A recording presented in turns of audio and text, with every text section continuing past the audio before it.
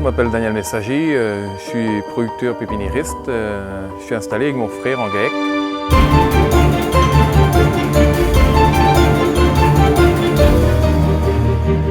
Et nous, on produit tout ce qui est arbres d'ornement, fruitiers, de l'ilex en boule et de la plante de haie, du laurier essentiellement.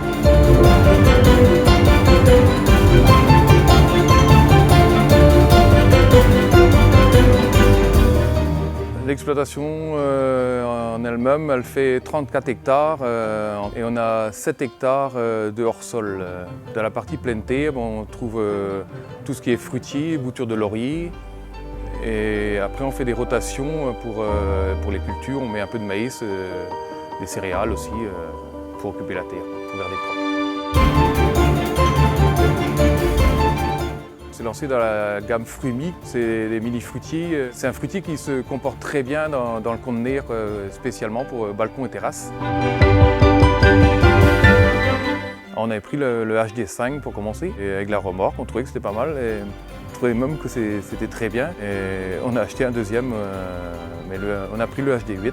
Nous, ce qui nous a fait changer par rapport au gâteau, déjà un confort supplémentaire, qu'il ait 3 places justement. Le gâteau, on n'avait que 2 places, et celui-ci a 3 places. C'est plus rapide aussi, parce que le gâteau était bridé à 40. Là, on va dedans, la cabine est assez haute, elle est spacieuse, c'est facile à rentrer, facile à sortir. Je dirais les points forts du Traxter, c'est la souplesse d'utilisation, la prise en main et la motricité qui est vraiment facile, quoi. Mais je pense qu'on va drôlement évoluer encore. On va essayer de mettre d'autres options et de voir pour peut-être mettre une balayeuse à l'avant pour balayer nos aires de culture après qu'on ait tiré les plantes.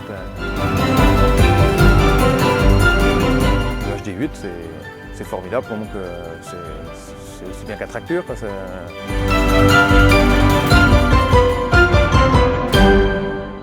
On ne peut plus s'en passer, c'est tellement facile. Pour une pépinière, en fin de compte, le produit idéal, c'est le Traxter HD8, puisqu'il est équipé d'un différentiel arrière, donc il évite d'avoir un marquage au sol trop prononcé.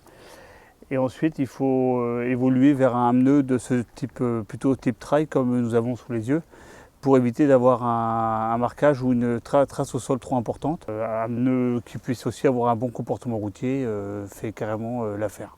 Une balayeuse, un bon crochet remorque, une prise annexe pour un branchement électrique, pour un outil porté, un pulvérisateur ou un distributeur. Alors, c'est à peu près tout ce qu'on peut avoir besoin pour un véhicule type tracteur. Et évidemment que la benne puisse recevoir une palette Europe en 80-120.